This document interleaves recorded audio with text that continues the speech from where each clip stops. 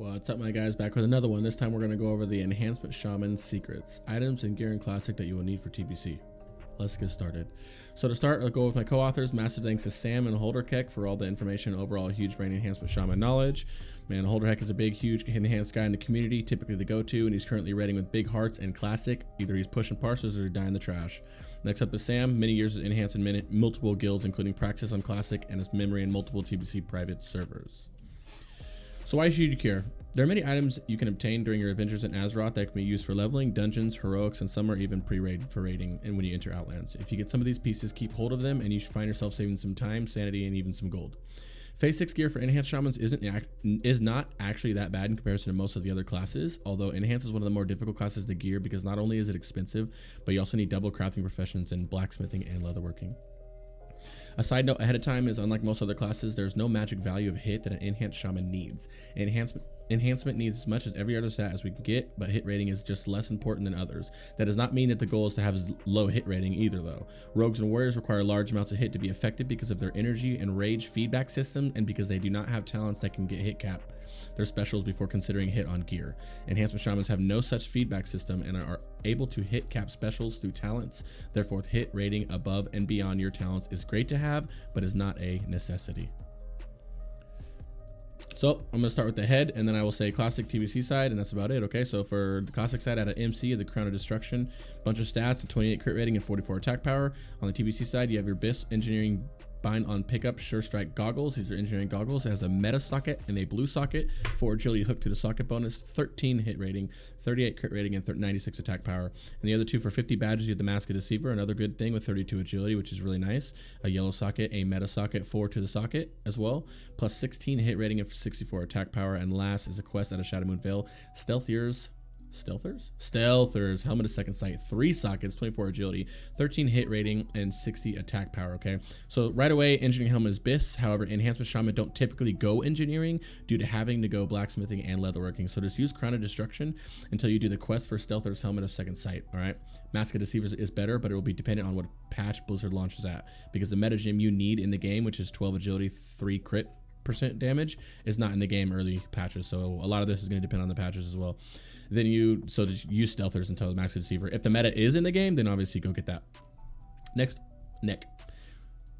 At a Classic, it's Storm Rage Talent of Seething, 12 stam, a 28 crit rating and 26 attack power. And on the TBC side, simple enough, 25 badges, Choker of Vile Intent, 20 agility, 18 stamina, 18 hit rating, 42 attack power. It's really easy. Storm Rage is really good, so just use that until you can get the badges to farm your Choker up, okay? Next up, Shoulders. At a Classic, out of AQ, Mantle of Wicked Revenge, no stats otherwise, the 30 agility, 16 strength, and 14 stamina, and this is good. And just as I keep going, for Enhanced Shaman, 1 agility is equal to 1 attack power pretty much, and 1 strength is about 1.9 to 2 AP, okay? Not counting Blessing of King, so it'd really be 2.2. So we're just gonna put a round number at 1 agility equals 1 AP, and 1 strength equals 2 AP, okay? So this is really 30 agility, so it's 30 AP and 30 crit, plus the 16 strength times 2 is 32 attack power, so this is actually pretty good. On the Classic, TBC side, out of Aconite Crypt's Heroic, you have Wastewalker Shoulders, 2 gems, 25 agility, 13 stamina, 16 hit rating, and 34 attack power. And then out of Sethic Hall's Heroic, Shoulder Pads of Assassination, 25 agility, 25 stam, 2 yellow sockets, and a 42 attack power. And the last 2, Mag Revered, Tolbuck Hide Shoulders, 20 agility, 15 hit rating from being Magar Revered, really easy to get. And then a quest out of Shattered Halls, Expedition Scouts Apollots, 25 agility, 24 hit rating, and 50 attack power. Okay, so Mantle of Wicked Revenge, while missing stats, like I said, is decent due to the agility plus the strength. Okay, however, you're just going to replace these pretty much right away with, with Expedition Apollots during questing, okay? Just use these until you get the rep for Talbark Hide Boulders if you're Horde. If you're Alliance, don't worry, because either way, you're going to hard farm Wastewalkers, okay? As for Shoulders of Assassination, these are only slightly less than Wastewalkers, so if you get them, great, but don't worry about farming them because you're going to end up running this, all right? Next up, Cloaks. You have the Shroud of Dominion out of an Axe, 11 stam, 14 crit ready, 50 attack power, and then a TBC for 25 badges, Blood Knight War Cloak, 23 agility, 22 stamina, 48 attack power, and then Vengeance Cloak, 1 socket, 23 crit rating, 52 attack power, and then out of Aconite Crypt's Heroic, you have the Aconite Death Shroud again, 15 agility, 15 stamina, 17 hit rating, 36 attack power, and lastly is a BOE Craft of cheap Cloak of the Craft. I'm sorry, 25 agility. You can get it from the auction house for super cheap. 13 hit rating, 20 attack power. As you can see, Shroud of Dominion is actually very good. And if you wanted to, you could use this into T4 just so you can save money for your other crafted pieces that you'll need. But you'll find you probably find yourself sitting pretty comfy in golden badges. If you do, then just pick up Blood Knight War Cloak or Vengeance Wrap, since they're technically better. Arcanite Death Shroud is 1 AP and 17 hit more, but it's from a heroic and usually not worth farming. Cloak of the Craft is usually a starter to go to on fresh servers, but as you can see, Shroud of Dominion just dominates it. Next up, chest. At a Nax, you have the Ghoul Skin Tunic, 40 Strength, 22 Stamina, and 28 Crit Strike. And then on the TBC side, you have your first crafted Primal Strike vest, your go-to, with 38 Agility, 39 Stamina, 12 Hit Rating, 108 Attack Power, with a 3-set bonus of 48 Attack Power, okay? The other crafted is Ebon Netherscale Breastplate, 25 Agility, 23 Intellect, 3 Sockets. You need leatherworking for it again. This is leatherworking. I mean... Okay, let me finish this and I'll go. Okay, so out of Blood Furnace Heroic, you have 3 sockets, 28 agility, 56 attack power, and lastly, Tunic Assassination. Out of Mechanar Heroic, 3 sockets and 54 attack power. All right, so Ghoul Skin is actually pretty good, right? The 40 strength equates to 80 AP, which is a lot. Now, the goal here is Primal Strike, not Ebon. All right, now Ebon obviously is very nice. The set bonus is just kind of meh for Enhanced compared to Primal Strike. Plus, you don't need the Int or the MP5 as enhancement. So that's the big deciding factor on why not to go to it. Plus, it's just... Primal Strike is just so much damage, and plus the 40 attack power on it is just really nice as well. In the meantime, while you're saving up to get your crafted Primal Strike, it's worth farming up Waste Walker or Tunic for the 3 gems in the Agi, okay. Bracers. At an AQ, Karaji Execution Bracers, 16 agility, 15 strength, 10 hit rating. And then on the TBC side, you have another crafted Primal Strike Bracers. I'm not going to include the Ebon Strike because we're not going to use them, like we said. So you have your Primal Strike, which is 15 agility, 21 stam, 64 attack power. And at OHF Heroic, Nightfall Wrist Guards, 24 agility, 22 stamina, 46 attack power, all right? And then lastly, a green quest items that are actually really good, 12 agility, 9 hit, 42 attack power. So Kiraji Execution Bracers are also pretty good. You can get away with using these until you craft your Primal Strike. However, if you really want to min-max, these green Night Stalker's Wrist Guards are slightly better due to the Agi, but it's so minute that it's not a big deal. Don't worry about Nightfall Bracers because these are out of OHF, which is the worst heroic due to a millions of reasons that you guys will see when you guys get there. It's literally the hardest heroic to farm. So you'll just end up dumping these for Primal Strike anyway. So it's suggested just to min-max out to these and then get the Primal Strike. Next up, gloves. Out of AQ, gloves at Enforcement, 20 agility, 28 strength, and 10 hit rating. And then for TBC side, crafted BOE failed leather gloves, leatherworking, 2 sockets with 6 attack power and a socket bonus, 17 hit rating, 24 crit rating, and a 36 attack power. And they have the BM out of BM normal hand grips of assassination, 25 agility, 24 stamina, 17 hit rating, 50 attack power, and crafted BOE wind strike gloves, 36 strength, 18 agility, 25 attack power, and 17 hit rating. And then lastly, the quest green items that are actually really good, 18 strength, 17 agility, 27 stam, 18 expertise rating. So with gloves, you have a few choices that stand out, all right? To start, gloves and Enforcement aren't that good, and they end up getting replaced very fast by gloves that are insanely good, like I said, due to expertise equating to about 3 AP per, which gives those gloves a huge boost and makes them their second BiS that you can actually wear into Karazhan, since you'll really be replacing all of these as soon as you get into Karazhan. So, I mean, it's really up to you. Normally, you just use these until you can go buy these off the AEH. You're going to replace them in Karazhan, like I said. Belts out of Classic, out of AQ, Belt of Never Ending Agony, 20 stamina, 64 attack power, 14 crit rating, and 10 hit rating. And then on TBC side, you have the last Primal Strike piece, which is your belt, 20 agi, 32 stamina, and 84 attack power. This will be the complete 3 set, which is for 40 attack power again. You have your crafted Ebon Netherscale, which we said we're not going to use, but I'm going to show you anyway. 2 sockets, 22 crit rating, 8 MP5, and 84 or 48 attack power, sorry.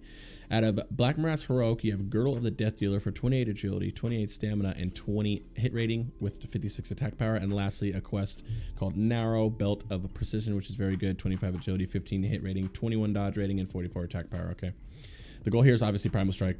Simple enough, you guys already knew that. But in the meantime, Belt of Never Ending Agony is another really good piece of classic gear. However, you will replace this with a very minor upgrade from a dungeon, okay? And then after that, you can just use this until you craft your Primal Strike, man. If you're feeling lucky, go ahead and farm Girdle of the Death Dealer if you want to, since you'll be farming BM anyway for your trinket. Legs. Classic side next, Legging the Apocalypse, 31 agility, 21 stamina, and 15 strength, increases your critical rating by 28. And on the TBC side, you have Cleft Hoof Hide leggings from a quest, 30 agility, 30 strength, and 24 stamina, 17 hit rating, and 18 expertise rating. Huge. At a quest from Shatrath leggings, 35 strength, 25 agility, 27 stamina, and 22 expertise rating again. Crafted BOE fell leather leggings, 3 sockets with 8 attack power on the socket bonus, 25 hit rating, 25 crit rating, and 52 attack power. And lastly, at a Slate Pins Heroic Midnight Leg Guards, 3 sockets, 27 crit rating, 17 hit rating, and 64 attack power.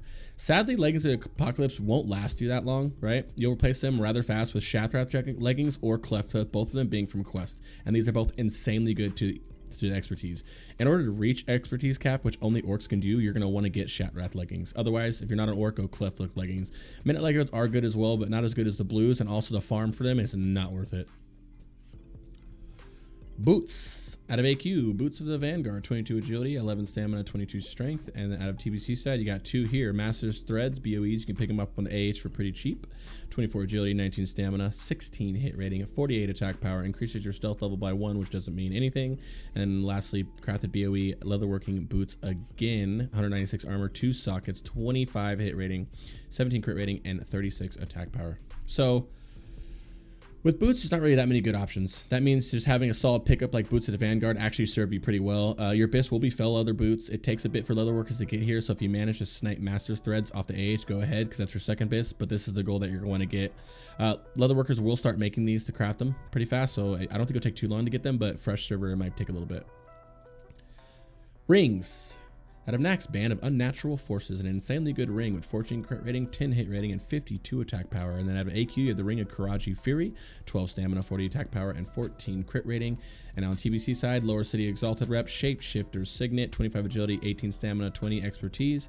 And then Shat Exalted gives you Adal's Command, 29 strength, 19 agility, 18 stamina. And the last two are both quest items called Kalin's Signet and Slayer's Mark of the Redemption. They have the exact same stats on them, okay? Shapeshifter's Signet and Adal's are your 2 BiS rings, or however these are exalted. They both take exalted to do it, okay? So in the meantime, just use Band of Unnatural Forces and Ring of Karaji Fury until you do the quest that gives you Kalons or Slayers down here. And then just replace Karaji with whatever one you get. And then just use these 2 until you farm up enough rep for your 2 BiS exalted rings. Easy. Trinkets, where it gets really spicy.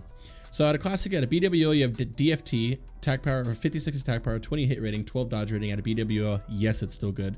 At a Nax, Kiss of the Spider, increase your critical rating by 14, your hit by 10, and your haste rating on use, 200 haste rating for 15 seconds. And lastly, OP Slayer's Crest, increase your attack power by 64 and your attack power on use, 260 attack power for 20 seconds. And on the classics, our TBC side, we have quite a few here. We have the Hourglass of the Unraveler, the big one at a BM normal. This is 32 crit rating and chance on critical hit to increase your attack power by 300 for 10 seconds.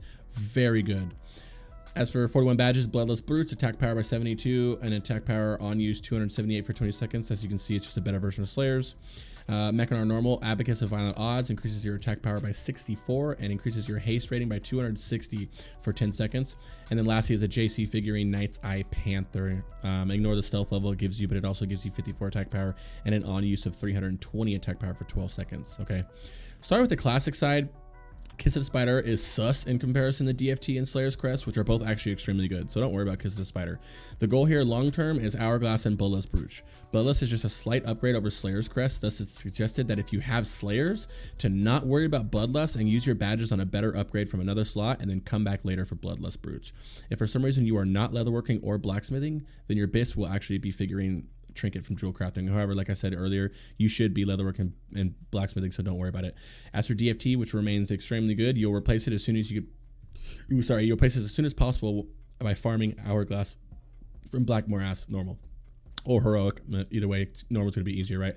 Abacus of Violent Odds is another direct upgrade conveniently located in Mechanar, which you will be going inside of to get the Acrochar's key. So if it drops, swap DFT for out that, okay? So bottom line, Slayers until you get Blood Loose, use DFT until you can either get BM or you can get Abacus. The real spicy one. A quick note about weapons before we begin. Weapons will depend largely upon the patch Blizzard launches at. Simply put, if it's 2.0, then all BS weapons are unique and main hand only. If it is 2.1, then you can dual wield them and they are not unique. There's a ton of weapon choices for enhancement that you can use while waiting for your crafted weapons, and they will vary upon if you're an orc or not as well. There is a thing as too much haste for enhancement shamans, and that is when your weapon reaches the speed of 1.5, because that is exactly half of Wind Fury's cooldown. If you go below 1.5, then you will end up swinging your weapons without a chance to proc Wind Fury on every hit. Your DPS will go down a lot, even though it seems like you are hitting more, because you are losing the chances for Wind Fury. That is why enhancement shamans want slow weapons, so they can get more haste and not clip their Wind Fury. So on to weapons. I'm going to show the 2.1. I'll show two slides, one with 2.1 and one with 2.0. I'm going to show the 2.1 because it's super simple. All right. Classic side, you have the Castigator and the Hatchet Sundered Bone at an axe. And then on the TBC side, you have the Planar's Edge, which is crafted, and Drake Fist Hammer, which is crafted. Okay. Planar's Edge sitting over here at 20 crit rating at 32 attack power. And then Drake Fist obviously increases your haste by 212 for 10 seconds. And the last two is the PvP Gladiator's Cleave, and then out of Aconite Crypt's Heroic Harvesters of Souls. If it's 2.1 or higher, like I said, you will be able to dual wield the crafted ones up here, right? And it won't be unique. Plus, that's the goal. So if you're not an orc, you're going to want to get Drake Fist Hammer crafted for you, okay? And then if you are an orc, you're going to want to run double planar edges. So if you are an orc, double planar edges. If you're not an orc, double Drake Fist Hammer. And it's literally as simple as that, okay? And then both these guys are going to be upgraded to 2 once you get the Nether Ward or the Primal Nethers out of the Heroics. Now, where it gets tricky is if it's 2.0. All right, this is where it's gonna get a little more annoying. All right, of course you have, I'm not gonna show the classic side because it's the same ones. Okay, so instead I'm gonna show all of them. These are all the weapons for 2.0 that, I mean, if it's 2.0 that you would end up using, because you cannot dual wield the weapons, right? So you have to put one in the hand. So pretty much, if you're an orc, you get an expertise bonus for wearing axe in each hand. This is a massive damage upgrade for any orc. Okay, so focus on wearing axes like the crafted Planar's Edge that you will upgrade with Primal Nethers into black planar edge from blacksmithing. As for your other weapon, just use Harvester or Souls, unless of course you're a PvPer and you're going for the Gladiator weapon, then obviously just go ahead and do that. Planar's Edge is very expensive, so in the meantime just use like Demon Blood or any of these other blue ones will work. Okay, Rune Hammer, we don't use, it's not suggested for Runic Hammer. It's technically better than the blue weapons, however it's just another crafted weapon, which is in turn taking from your pot of gold you're planning to use your big boy ones, right? So yeah. And obviously if you're not an orc, then instead of crafting Planar's Edge, just go ahead and craft Drake Fist Hammer, which you will upgrade with Primal Nether into Dragon Maws, just like you were going to upgrade Planar's Edge into Black's Planar's Edge. In the meantime, while you're waiting for the gold to craft it, pick up Demon Blood Eviscerators and either use Blood Skull or Harvesters, with Harvesters edging out Blood Skull. And pretty simple right there, man. It's pretty much just you mix and matching shit until you can craft your expensive stuff, man. And lastly, super leastly, if that's even a word, totems. All right, you have the Totem of Rage, which increases your damage done by Earth Shock, Flame Shock, and Frost Shock by 30. So the classic option for totem is actually extremely bad. Totem of Astral Winds, on the other hand, is the only totem that you will use literally for the entirety of TBC, and it's super easy to get. Mana Tombs Heroics, all I gotta do to do it, all right? It has almost as value as another ring. It's an awesome pickup, and you should get it before your first raid from Mana Tombs. Stonebreakers is another good totem. If it's not as good as Astral Winds, but feel free to get it if you're getting shitty luck on Astral Winds. Well, guys, that's it. As always, thank you so much for watching. I sincerely hope this helps some of you big enhancement boys pump. All right, every Monday we do a weekly TBC podcast over on Cargos' channel. I'll put a link in the description below if anyone's interested. And as always, you can catch me over at twitch.tv/clickscreaming, where the content flows. Until next time, my brothers, peace.